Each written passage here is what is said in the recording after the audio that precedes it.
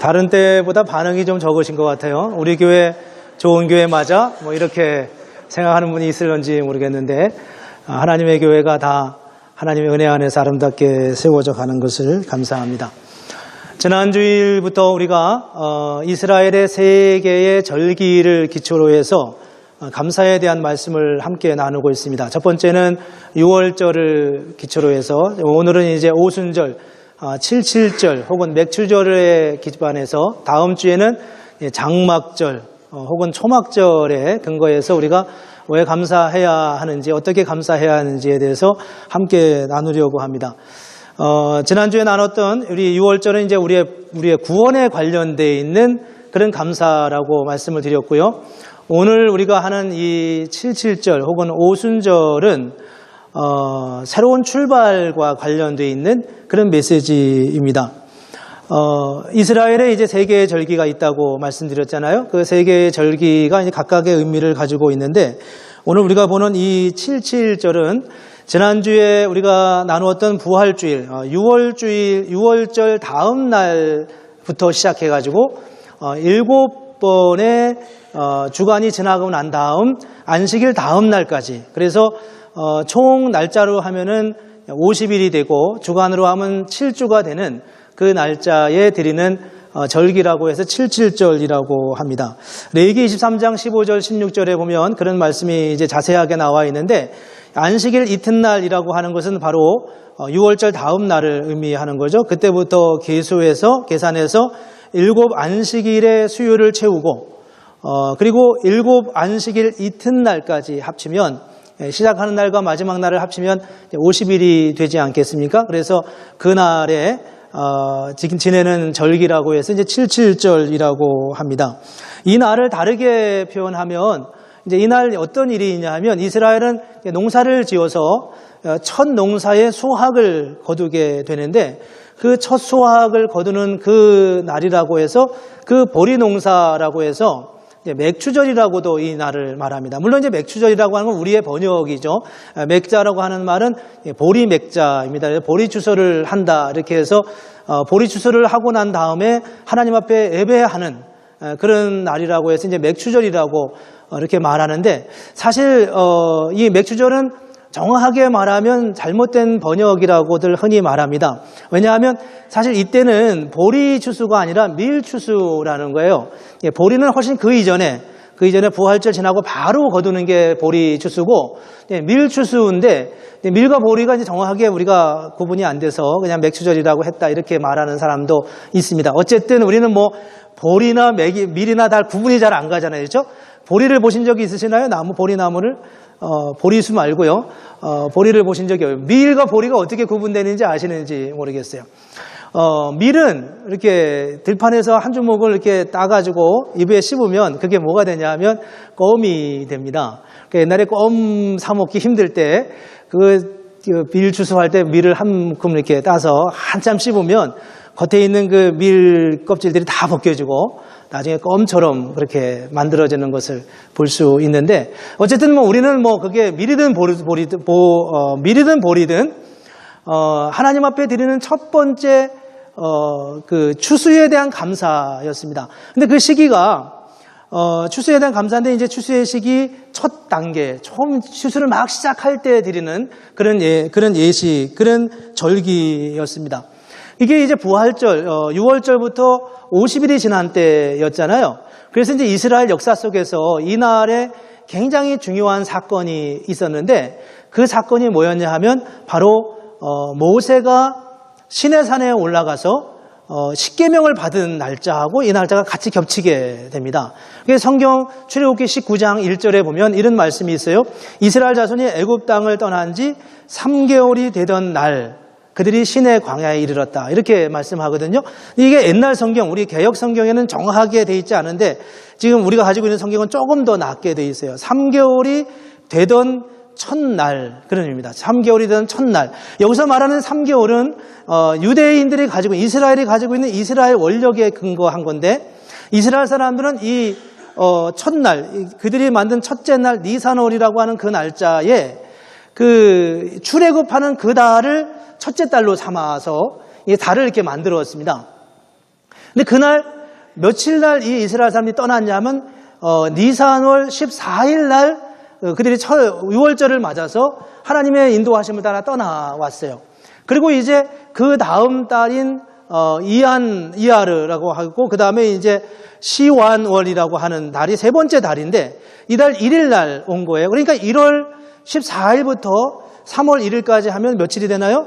오늘도 계산을 좀 많이 해야 될 것 같은데 약 한 46일 정도, 7일 정도 되잖아요. 근데 그렇게 시내산에 도착하고 난 다음에 아마 하루 이틀 2, 3일 정도 있은 다음에 이 모세가 시내산에 올라가서 하나님이 주신 계명을 받습니다. 그래서 이스라엘 사람들은 이 맥추절을 하나님의 계명을 받은 날로 그렇게 동일시하고 있습니다. 그래서 이제 이 의미가 중요한 의미가 무엇이었냐 하면 모든 것이 다 첫 곡식, 첫 열매와 관련이 되어 있습니다.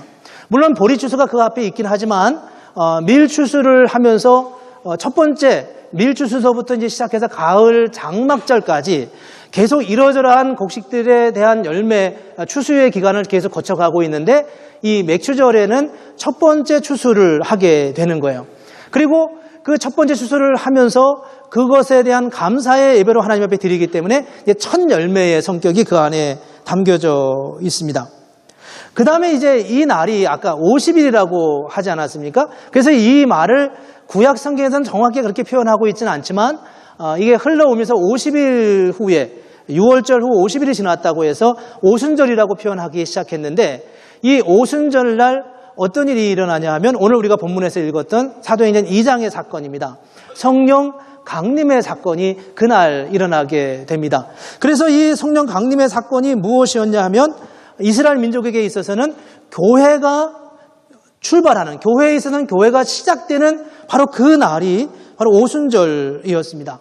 그래서 이 세 가지 의미, 맥추절과 칠칠절 혹은 맥추절과 그리고 이스라엘 백성들이 이 십계명을 받는 시내산에서 받는 그 날짜와 그리고 그 같은 날에 일어난 사도행전 2장에 있는 이 오순절 사건이 모두가 다 첫 열매와 관련이 되어 있어요. 첫 열매. 어떤 열매를 쭉 수확을 하면 뭐 하루아침에 다 하는 게 아니고 어떤 경우는 뭐 20일이 걸리기도 하고 30일이 걸리기도 하고 더 오래 걸리기도 하잖아요. 근데 그 열매를 거두는 그 계절에 제일 첫 번째 열매를 하나님 앞에 드린다. 그런 의미가 이 안에 다 있어요. 그게 이제 십계명 같은 경우는 이스라엘 민족이 십계명을 받잖아요. 근데 이스라엘 민족이 언제부터 한 민족으로서 출발하는가? 그것은 이제 출애굽이라고 했습니다. 그러니까 이스라엘 민족이 언제부터 하나님의 백성이라고 하는 자기의식, 자기 정체성을 갖기 시작하는가? 이 부분에 있어서 그 결정적인 중요한 순간은 바로 모세가 시내산에서 십계명을 받는 그 순간이라는 겁니다. 여러분, 이 십계명이 뭔가요? 십계명과 이제 여러 율법들을 모세가 받는데 그 율법은 법이잖아요. 법은 지키기 힘든 거예요. 모든 사람에게나 법이라는 건 다 불편하고 거추장스러운 것입니다. 그렇지만 법은 아무에게나 요구하는 게 아니라는 겁니다. 법은 누구에게 요구해요? 한국 사람에게 미국 법을 적용할 수는 없잖아요. 물론 미국 안에 있는 동안은 미국 법에 적용을 받지만 한국 사람은 한국의 법에 적용을 받는 거예요. 한국에 사는 한. 미국 사람들은 미국에 와 있기 때문에 미국 법에 저촉을 받고 미국 법의 규정대로 살아야 하는 거죠. 근데 이 법이라는 것은 그것만 있는 게 아니라 사실은 중요한 또 하나의 의미가 있어요. 그 의미는 뭐냐 하면 당신은 미국 사람이야 라고 하는 확증이 그 안에 있는 겁니다. 우리는 왜 미국 법을 지켜야 되나요? 그것은 우리가 미국에 살고 있기 때문이기도 하지만 우리가 미국의 시민이기 때문에 그러기도 합니다. 물론 다 그런 건 아니지만요. 그런 법의 그래서 십계명이라고 하는 것을 하나님께서 이스라엘 백성들에게 주실 때 그 의미는 너는 내 백성이야. 내가 너를 책임질게. 이런 의미가 그 십계명과 율법을 주시는 하나님의 의지 안에 담겨져 있다고 하는 것입니다. 만약 하나님께서 이스라엘 민족을 하여 너는 내 백성이야 라고 하는 이 인침이 없었다면 하나님은 굳이 그들에게 하나님께서 주시는 율법과 십계명을 주실 이유가 아무것도 없었다는 것입니다. 그래서 여기서 이 십계명의 사건은 시내산 사건은 단지 법을 받아서 그 법대로 살아야 된다고 하는 어떤 의무적인 것만이 아니라 사실은 하나님께서 이스라엘 민족에 대하여 무한 책임을 진다고 하는 약속과 언약이 그 안에 담겨져 있다는 겁니다. 나라마다 조금 다르긴 하지만 미국은 그게 굉장히 강하지 않습니까? 어디 가서 미국 시민이 어려움을 당하게 되면 어떤 방법을 통해서라도 그를 구하려고 애를 써요. 심지어는 한 사람을 구하기 위해서 10사람의 희생을 한다 하더라도 그 한 사람을 소중하게 여기려고 하는 마음이 미국 정부에 있다는 것을 우리가 늘 느끼게 됩니다. 그런 식으로 그런 그와 같이 하나님께서 당신의 백성을 그렇게 사랑하신다는 겁니다. 때로는 그 사람이 다른 나라에 가서 죽어도 유골이라도 데리고 찾아서 오려고 하는 그런 의지가 이 정부에 있는 것처럼 하나님께서 우리를 그렇게 사랑하시고 그렇게 함께 하시겠다고 하는 의지가 바로 이 출애굽기 19장 20장에 나오는 이 시내산 사건 안에 담겨져 있습니다.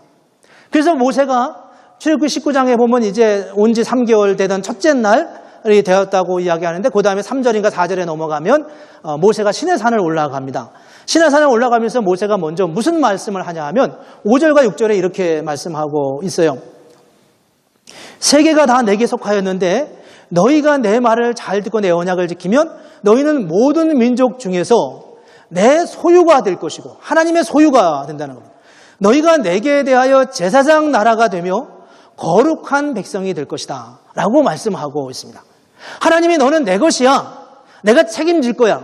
너는 세상을 향하여 제사장 나라가 되며 제사장이 하는 일이 뭡니까? 제사장이 하는 일은 백성이 하나님께 나아갈 때 자기 스스로 혼자 죄 때문에 나갈 수 없는 그들을 대신해서 제사를 지내주고 하나님께 나아갈 수 있도록 길을 열어주는 게 제사장이거든요. 이스라엘 민족을 제사장 민족으로 만들겠다고 하는 것은 열방을 하나님께 나아오도록 하나님께서 이스라엘 민족을 그렇게 세우시겠다고 하는 열방의 리더십을 가진 그런 민족으로 세우겠다고 하는 하나님의 의도와 의지가 이 안에 담겨져 있습니다. 바로 그것의 첫 출발선상이 바로 이 시내산 사건이었고 이 시내산 사건이 바로 이스라엘 민족에게 있어서 하나님의 백성으로서의 첫 출발점이었다는 겁니다. 그런 면에서 이 시내산에서 십계명을 받은 것은 그들에게 굉장히 의미 있는 사건이었고 그것은 이 77절 혹은 오순절 혹은 이 절기가 가지고 있는 독특한 의미를 그대로 살려주고 있는 것을 보여주고 있다는 거예요. 이제 이 사건이 신약에 오면 같은 날짜에 무슨 일이 일어나냐 하면 이스라엘 민족들이 예수님의 제자들 120명의 제자들이 한 곳에 모여서 함께 예배 기거하고 있는데 하나님이 그들 가운데 성령을 부어주시는 사건이 나와 있습니다. 오늘 사도행전 2장 1절 이하에 보면 그 말씀이 나와 있죠. 그들이 나가서 한 곳에 모였더니 한 곳에 모여서 기도를 했는지 무엇을 했는지는 잘 알지 못하지만 어쨌든 함께 모였는데 두드러지게 3가지 사건이 일어났습니다. 첫 번째 사건은 뭐였냐 하면 하늘로부터 급하고 강한 바람 같은 소리가 있었고 둘째는 불의 혀처럼 갈라지는 것들이 그들 속에 그들에게 보여 각 사람 머리 위에 임하는 게 있었고 세 번째는 각기 다른 언어들로 그들이 말하기 시작하였다라고 말씀하고 있습니다. 이 3가지 사건이 무엇을 의미할까요? 우리가 정확하게 이 말씀의 의미를 다 알기는 어렵지만 우리는 대충 이 말씀이 이런 의미를 가지고 있다는 것을 알 수 있습니다. 120명의 사람들이 모였습니다. 근데 급하고 강한 바람 같은 소리가 그 가운데 있었어요. 그것은 마치 성령의 임재를 가시적으로 느끼도록 보여주는 하나님의 역사였습니다. 그 역사는 그 다음에 나오는 말씀과 비교해 보면 그 말씀은 공동체 가운데 임하는 하나님의 역사였습니다. 마치 교회 가운데 하나님의 역사가 임하듯이 그렇게 하나님의 역사가 하나님의 성령의 역사가 공동체 가운데 임하는 하나님의 역사로 그렇게 이끄시고 임하시는 하나님의 은총을 여기서 보여주고 있습니다. 우리는 이 말씀을 생각하면서 그런 생각을 할 때가 많습니다. 교회는 마치 민주적 시스템으로 돼야 되는 것 같다 이렇게 말할 때가 많습니다. 근데 사실은 교회는 민주적 시스템이 아니라 하나님의 영이 임해야 된다는 겁니다. 하나님의 은혜가 이 자리에 임해야 하는 거예요. 오늘 우리가 예배를 드리지 않습니까? 개인마다 느낌이 다르긴 하지만 오늘 정말 하나님의 성령이 우리 가운데 임재하는 것을 나는 느꼈어. 이런 하나님의 역사, 이게 공동체 가운데 있어야 된다는 거예요. 그래서 그 말씀은 두 번째 이런 말씀으로 이어져 갑니다. 3절에 보면 불의 혀처럼 갈라지는 것들이 그들에게 보여 각 사람 위에서 하나씩 임하더니 불의 혀처럼 갈라지는 게 이게 우리가 이제 좀 이해하기 참 어렵죠. 여러분 불을 그리면 그림을 좋아하시나요? 저는 그림 그리는 걸 참 잘 못하는데 그림을 그리면 어떻게 그리나요? 이렇게 갈라지게 보입니까? 제 손이 이렇게 갈라지게 그러죠. 이걸 상징하는 것 같아요. 불의 혀처럼 마치 불을 그릴 때 우리가 이렇게 갈라지는 거죠. 그런 불의 혀처럼 갈라지는 것들이 그들에게 보였는데 그것이 각 사람에게 임하였다라고 말씀하고 있습니다. 하나님의 역사가, 하나님의 은혜가 개인에게 임하고 있다고 하는 것을 보여주고 있습니다. 공동체 가운데 임재하는 하나님의 역사, 공동체 가운데 함께하는 하나님의 은혜가 있지만 그 하나님의 은혜는 또한 개인을 향하여 함께 임하는 하나님의 역사라고 말하고 있습니다. 개인의 치유를 말씀합니다. 개인의 회복을 말합니다. 공동체도 좋아야 되지만 더 중요한 것은, 그 못지않게 중요한 것은 내가 하나님의 은혜 가운데 거하고 있느냐라고 하는 것입니다. 하나님은 우리 개인을 향하여 말씀하고 있습니다. 개인의 아픔을 헤아리시고요. 다 같이 예배를 드려요. 찬양을 기쁘게 하고 있습니다. 주변을 보니까 다 기뻐하는 것 같아요. 추수감사절인데 모두가 다 감사하는 것 같고 모두가 다 찬양하는 것 같고 모든 사람의 얼굴에 다 희색이 만면해 있습니다. 그런데 나는 아니거든요. 내 마음은 왠지 우울해요. 추수감사주일인데 감사할 수 없는 내 마음의 이 마음의 아픔을 누구에게도 말하기가 어렵습니다. 그런데 하나님은 내 마음을 아시냐는 겁니다. 하나님은 우리 개인을 향하여 그 불의 혀같이 갈라지는 하나님의 성령의 역사가 임하였다라고 말씀하고 있습니다. 모두가 다 감사를 말할 때 내가 그럴 수 없는 내 마음을 아시고 모두가 다 침울하고 어려울 때 그럼에도 불구하고 내 마음에 감사를 주시고 기뻐할 수 있는 이유들을 주시는 하나님의 역사, 개인을 향해 찾아오시는 하나님의 은혜에 대해서 말씀하고 있습니다. 세 번째는 성령의 말하게 하심을 따라 각기 다른 언어들로 말하였다라고 말씀하고 있습니다. 여러분, 각기 다른 언어로 말하였다. 120명의 사람들이 함께 기도하고 있었습니다. 근데 성령이 임재했어요. 그리고 그 성령이 임하고 그들이 크게 기도하는 중에 많은 사람들이 몰려왔어요.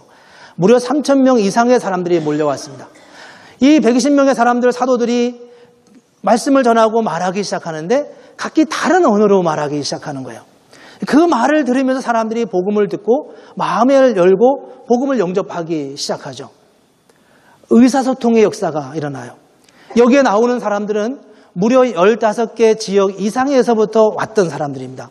물론 다 그들은 예수 유대인들이고 하나님을 믿는 사람들이지만 그렇지 않은 민족도 다수 섞여 있었어요. 다 자기 나라 말을 썼어요. 자기가 사는 지역의 말을 썼어요.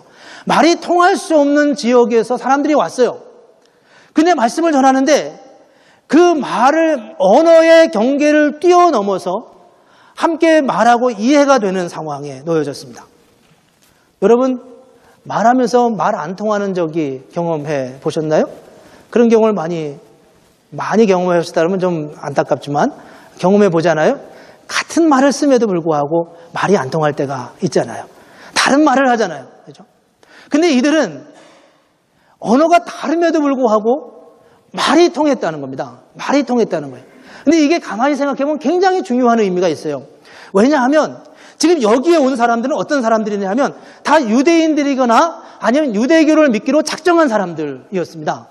그들은 성경을 어느 정도 다 알고 있는 사람들이었어요. 그래서 이 절기가 됐을 때, 오순절이 됐을 때 내가 평생 한 번이라도 예루살렘에 가서 예배를 드려야지 이렇게 마음먹고 그렇게 온 사람들이었습니다. 그들은 성경을 다 아는 사람들이었어요. 그런데 베드로가 선포하는 그 말씀을 듣고 몇 명의 사람들이 예수를 믿기로 작정했냐 하면 3,000명의 사람들이 예수를 믿기로 작정했다는 겁니다. 이 말은 그들이 어떤 면에서 새롭게 회심했다고 하는 것을 의미해요.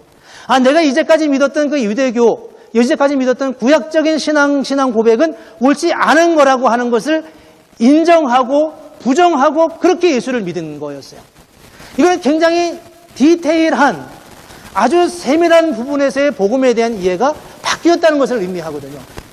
이런 점에서 어떻게 언어의 소통이 될까? 아, 저 사람들 복음에 대해서 이야기하는구나.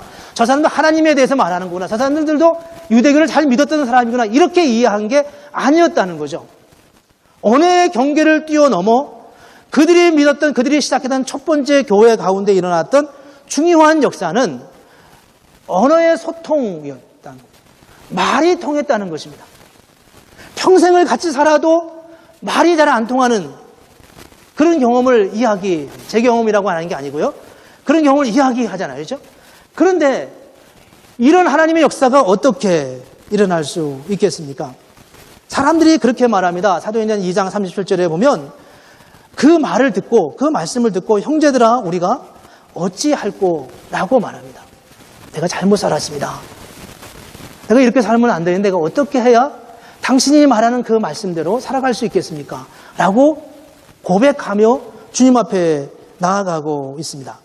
이것이 바로 이 77절로 시작됐던 오순절에 일어난 하나님의 사건이었고, 그로 인하여서 새로운 교회가, 하나님의 교회가 출발하는 첫 출발점이었습니다. 이게 얼마나 놀라운 역사인지 몰라요. 이스라엘 민족이 세 개의 절기를 거쳐가면서 6월절을 통해서 구원의 경험을 하고 77절을 통해서 하나님이 예비하신 놀라운 결실의 첫 열매를 얻게 되는데, 그 열매로 이스라엘 민족은 시내산에서 언약궤를, 율법을 받고 십계명을 받고 이스라엘 민족이라고 하는 자기 정체성을 비로소 갖고 새로운 출발을 하기 시작하고, 신약시대의 이스라엘 민족 교회 예수를 믿는 사람들은 함께 기도하며 성령의 충만함을 받으면서 교회라고 하는 것이 새롭게 출발하는 하나님의 역사를 경험하게 되었습니다. 이 교회의 출발을 알리는 이 오순절 사건, 성령으로 인하여 주는 이 오순절 사건이 우리에게 두드러지게 세 가지 점을 특별히 강조하고 있는데, 그것은 그 첫 열매가 교회의 출발이었다고 하는 것입니다. 교회의 출발입니다. 여러분, 교회가 어떻게 출발했습니까? 120명의 사람들이 함께 모여 있는데 성령이 임재했어요. 그리고 베드로의 한 번의 설교로 3,000명이 하나님의 앞에 돌아왔어요. 그렇게 시작했던 하나님의 역사가 2000년이 흘러가도록 이렇게 하나님의 교회로 세워져 가고 이어져 가게 되는 것을 보여줍니다. 교회의 출발은 무엇입니까? 바로 이렇게 시작했던 하나님의 역사라고 말하고 있습니다. 추수감사주일, 이스라엘 민족들이 봄 추수를 하면서 거뒀던 그 첫 번째 곡식을 가지고 하나님 앞에 예배합니다. 그러면서 무슨 생각을 하냐 하면, 하나님 이제 첫 번째 첫 추수를 마쳤습니다. 주님, 이제부터 시작하는 이런 열매를 계속 이제 추수를 마칠 때까지 가져가는 거예요. 여러분, 옛날 어르신들이, 옛날 이제 시골에서 농사짓는 분들이 그 첫 추수를 할 때, 그 첫 추수가 하고서 실하면, 굉장히 알곡이 많이 있으면 굉장히 기뻐하는 모습을 볼 수 있습니다. 그 첫 추수를 하면서 이번 농사가 어떻게 될 것인지를 이제 짐작하는 거죠. 한국의 추석은 추수하는 것보다 조금 너무 일찍 시작이 돼가지고, 자칫하면 추석이 이제 일찍, 이제 음력이다 보니까 왔다 갔다 하잖아요. 9월 초순이나 이렇게 추석이 되면 추수를 미처 하지도 못하고서 추석을 맞아야 되는 거예요. 이 추석이 굉장히 큰 명절이니까 이때 최소한 이 햅쌀밥을 먹어야 되는데, 햅쌀밥을 먹기 어려울 것 같다 이렇게 느낄 때도 있어요. 햅쌀이 뭔지 아나요? 요즘은 밥솥이 너무 다 좋으니까 무슨 쌀을 가도 다 잘 되는데, 그 당시에는 가을에 막 추수한 그 곡식을 바로 밥을 하면 그 밥이 아주 기름이 잘잘 흘러서 평생 1년에 한 번밖에 먹어보지 못하는 그런 쌀입니다. 근데 이게 제가 그 어른들의 그런 염려를 봤어요. 올해는 추수도 제일 못하고 하겠다 이렇게. 근데 이제 시간이 지나면서 어떻게 첫 추수를 해오는 거예요. 그래가지고 그 추수를 하고서 이렇게 드려서 제가 이제 그런 생각을 나중에 했습니다. 한국의 추석은 잘못 만드는 것 같아요. 조금 한 보름이나 한 달 정도 뒤로 밀려야지 이게 편안하게 추수를 할 수 있을 것 같은데, 이런 생각을 했던 적이 있었는데, 사실은 그게 아니라 그 첫 것을 드린다는 데 의미가 있는 거예요. 첫 것을. 첫 것을 하나님 앞에 드리면서 이 첫 추수를 하면서 그들은 그렇게 이렇게 생각하는 거예요. 아, 올해 농사는 잘 됐다. 정말 감사하다. 이렇게 생각하는 거죠. 첫 번째 교회의 모습을 보면서 우리는 교회가 어떻게 흘러가는지, 어떤 교회인지를 알게 된다는 겁니다. 초대교회를 보면서 처음 교회가 어떻게 시작됐는지를 보면서 우리는 교회가 무엇인지를 비로소 알게 돼요. 그들이 하나님 앞에 함께 기도하고 3,000명의 사람들이 그 복음의 역사 앞에 무릎을 꿇고 엎드리면서 하나님 앞에 나왔던 그 놀라운 역사는 그 시대나 지금이나 동일하게 일어나는 하나님의 역사라는 겁니다. 마치 배터리를 충전시켰다가 방전하듯이 그런 개념이 아니라 그 초기의 교회의 그 역사가 농사 짓는 그 사람 속에서 계속해서 줄곧 같은 농사를 짓는 것처럼 그렇게 이어온다는 것을 보여주고 있습니다. 두 번째 본문이 우리에게 보여주는 것은 교회의 정체성입니다. 교회가 무엇인가 하는 거예요. 출애굽기 19장에서 이스라엘 민족이 하나님께서 이스라엘 민족을 이끌어내고 시내산 앞에 섰는데 앞서 그렇게 말하지 않습니까? 너는 내가 너를 택한 민족이고 왕같은 제사장이다. 내 소유가 됐고 제사장 나라가 되었으며 거룩한 백성이라고 말하고 있는데 베드로전서 2장 9절에 보면 이렇게 동일한 표현을 말씀하고 있습니다. 너희는 택하신 족속이요 왕같은 제사장들이요 거룩한 나라요 그의 소유가 된 백성이라고 말씀하고 있습니다. 하나님께서 이스라엘 민족을 교회를 향하여서 뭐라고 말씀해요? 너는 내 것이야. 내가 너를 책임질 거야 라고 말씀한다는 겁니다. 우리가 미국의 시민권을 얻는 순간 우리가 어디를 가든지 혹 어려움을 겪어도 이 정부가 우리의 생명을 지키기 위해서 모든 에너지를 다 동원하는 것처럼 우리가 예수를 믿는 순간 교회라고 하는 이름으로 모이는 순간 주님은 그렇게 우리를 세우시고 이끄시고 책임져 주신다고 말씀하고 있습니다. 여러분은 저절로 태어난 존재입니까? 아니면 목적을 가진 하나님의 백성입니까? 우리는 하나님께서 당신의 자녀로 삼으시고 그 목적을 따라 하나님이 예비하신 그 은혜를 향하여 나아가는 그런 하나님의 사람입니까? 아니면 우연한 존재로 그렇게 버려진 자처럼 내 의지만 따라 살아가는 그런 사람입니까? 주님께서는 교회를 세우시면서 그 교회를 향하여서 너는 택하신 족속이요 왕같은 제사장이라고 말씀하고 있습니다. 세 번째 본문이 우리에게 보여주는 것은 교회의 확장성입니다. 복음의 확장성입니다. 한 번의 설교로 3,000명의 사람들이 구원을 받는 것처럼 이스라엘 민족이 아브라함부터 시작해서 그렇게 출발한 이스라엘 민족이 하나님의 은혜를 따라서 지금까지 와서 비록 지금 민족적으로는 2000년 동안 어려움과 고난을 겪었지만 세계사를 보면 세계사에 큰 양대 산맥이 있는데 그 중에 하나는 헬레니즘 문화고 또 하나는 헤브라이즘 문화라는 거 있습니까? 그 헤브라이즘 문화는 바로 유대인들, 히브리인들이 가지고 있는 신앙의 기초에서 나온 문화적 유산이었습니다. 하나님께서 그들을 얼마나 놀랍게 세우셨는지 하나님께서 이 교회를 오늘날 얼마나 위대하게 세웠는지를 보여주고 있습니다. 그게 바로 교회라고 말씀하고 있습니다.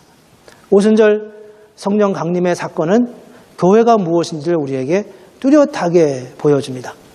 교회를 보면서 때로는 실망하기도 하고 또 아파하기도 하고 안타까워하기도 하지만 여전히 교회는 하나님이 세우셨고 성령의 이끄심 속에서 놀라운 폭발적 하나님의 역사를 통해서 그렇게 세워진 것이 바로 교회라고 주님은 말씀하고 있습니다.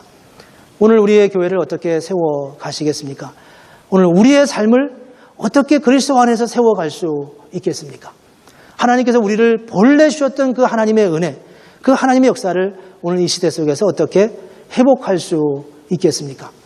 이 세 번의 감사를 우리가 이어가면서 오늘은 교회를 향하여 주신 하나님의 은혜를 돌아보고 저와 여러분 속에 교회의 출발이 어디에 있었는지, 교회는 과연 무엇인지, 그리고 교회가 가지고 있는 그 놀라운 능력은 무엇인지, 교회에서 함께 믿음의 삶을 나누면서 우리가 누릴 은혜가 얼마나 크고 놀라운지를 다시 한번 기억하고 회복하고 그 은혜를 누리는 그런 하나님의 사람들이 되어야 하지 않겠습니까? 오늘 이 아침 우리가 함께 예배하면서 하나님의 그런 놀라운 은혜, 교회를 주신 하나님의 목적을 다시 한번 생각하면서 그 은혜 가운데 거하는 은혜가 있기를 주님의 이름으로 축복합니다. 기도하겠습니다.